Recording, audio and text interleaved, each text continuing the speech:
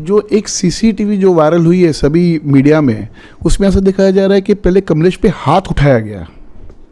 आप एक देखिए, एक्शन का रिएक्शन होता ही है।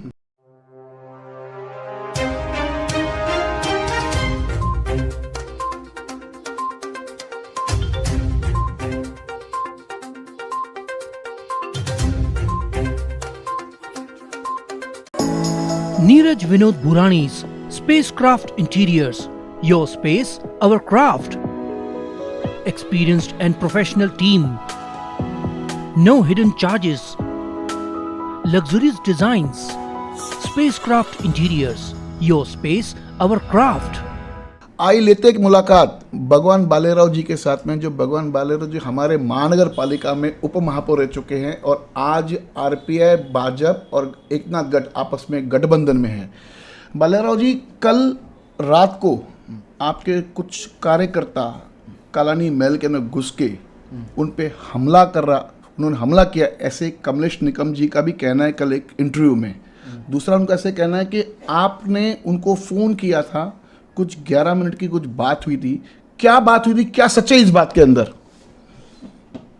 हमारे प्रभाग में जो महरल का रास्ता है, जो डंपिंग ग्राउंड से हनुमान नगर जाता है, कल्याण तालुका की सभापति जो है, वो सभापति जादव मैडम मेरे पास आई थी उसके पति के साथ में, और उन्होंने बोला साहब अपने को संयुक्त विजिट करना है वो रास्ते के ऊपर।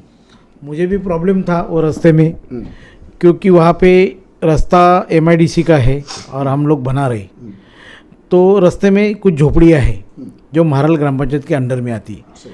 तो मैंने उनको कहा आप खाली आप मत आओ, वहाँ के ग्राम सेवक और वहाँ के सरपंच मैडम और उनको बुलाओ।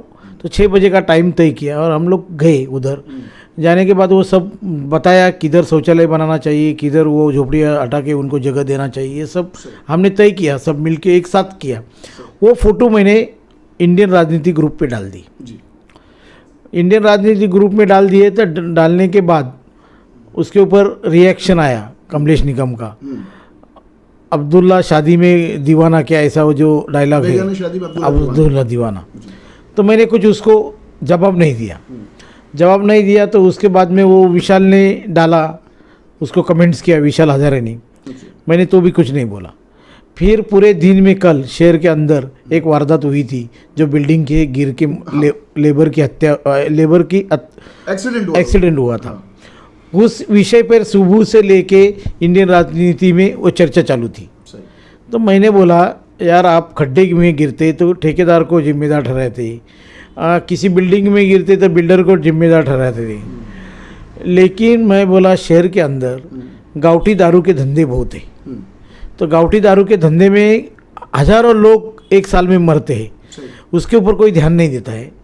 और मेरे वार्ड में कम से कम 35 से लेके 40 के बीच में कम से कम 30-40% महिलाएं विधवा है दारू की वजह से। तो मैं बोला उधर ध्यान देना चाहिए, उधर अपना आवाज़ उठाना चाहिए, उधर आंदोलन करना चाहिए, ऐसा मैंने उधर ग्रुप में डाल दिया।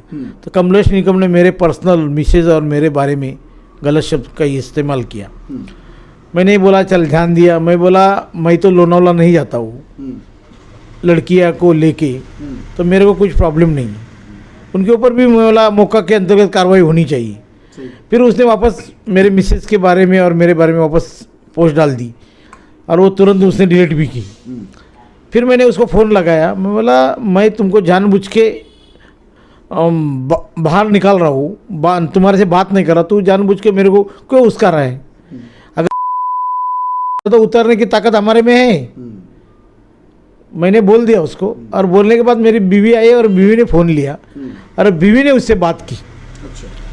तो वो बीवी के सामने थोड़ा बौखला के बात कर रहा था। फिर वो बोली तुम्हारा क्या वास्ता है हमारे में?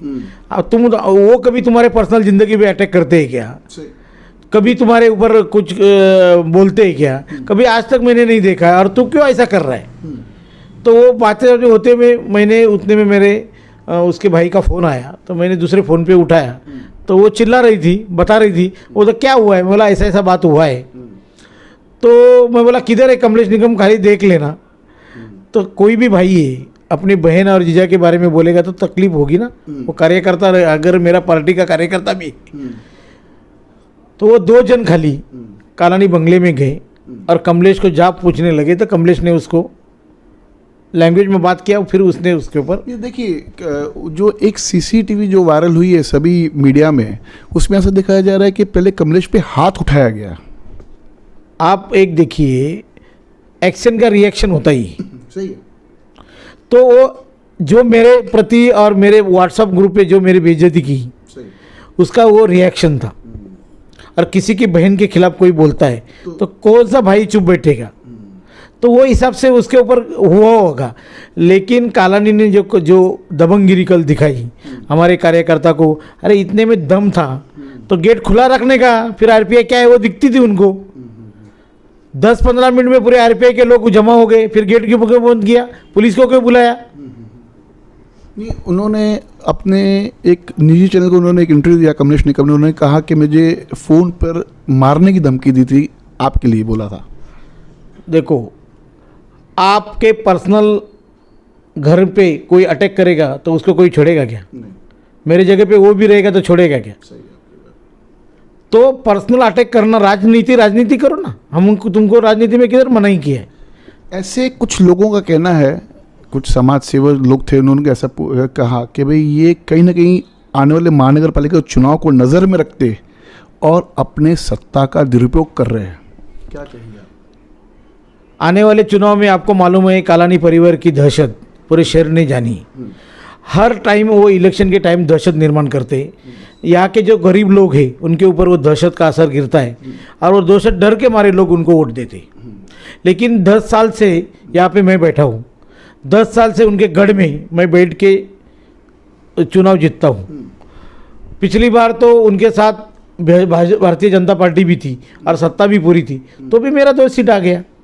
तो उनको डर है और कमलेश निगम को हारने का डर है। तो उसको लगता है अभी साला ये आदमी अगर इधर रहेगा तो अपन जीत नहीं पाएंगे इसके। और ये गढ़ पिछली विधानसभा में आपने देखा होगा, मैं खुद खड़ा था, 10,000 वोट मैंने लिए थे, उसके वजह से कुमार आइलानी जीत के आया। तो कालानी को किधर ना किधर तो डर है ना वो चीज़ का, तो वो दहशत निर्माण करने का काम करे। उनको लगता है भालेराव डर जाएगा, लेकिन भालेराव बाबा साहब की औलाद है। बाबा साहब अम्बेडकर ने हमको सिखाया है डरना नहीं कहीं किसी को, और वो हिसाब से हम काम करते। और जय भीम वाला कभी डरता नहीं, और वो हिसाब से आरपीआई के पार्टी का मैं अध्यक्ष हूँ, और मैं डरने लगा तो शहर में राजनीति कैसा करूँगा?